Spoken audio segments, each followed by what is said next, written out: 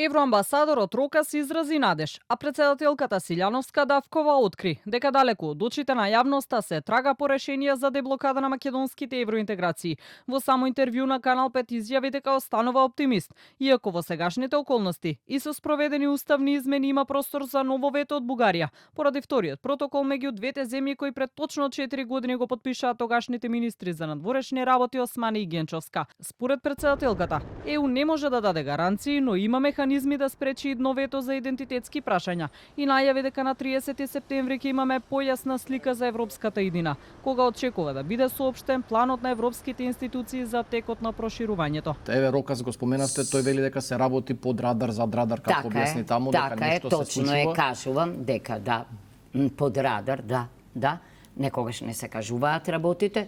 Јас се разбира дека кога не би била оптимист, не би била председателка, оптимист сум, верувам во добра волја. На 30 септември за прв пат Европската комисија ќе излезе со извештај. Што, како се замислуваат чекорите во новата во проширувањето и всушност тоа ќе биде она на што прво Црна Гора ќе помине, моделот ќе се гради. Потоа следниот месец во октомври ќе заседава Европскиот совет за истите прашања, значи тоа се моментите што нам ни се важни.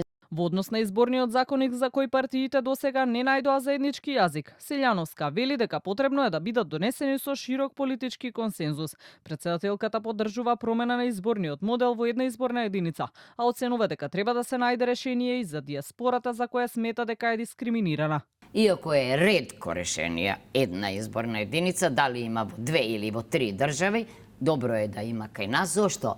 Заради тоа што во различни изборни единици со различен број на гласови се поведува. Да, нема еднаква тежина. Гласот треба да има еднаква тежина. Но најголем број држави во светот на диаспората и дозволуваат да глас. Она што е чудно кај нас е што кај нас на локални избори гласа диаспора, тоа е непознат феномен. Реформите во изборниот законник беа дел од списокот на задачи за земјава, со рок на исполнување до 15 јули. Премиерот Мицкоски преку социјалните мрежи соопшти дека до ЕУ веќе е испратен документот со спроведените обврски, со што смета дека се докажува посветеноста кон европската агенда. Уверен сум дека во динамиката на реализацијата ќе бидеме далеку пред многу други и покрај обидите процесот да биде забавен преку блокирањето на изборниот законник, пишува тој во објавата.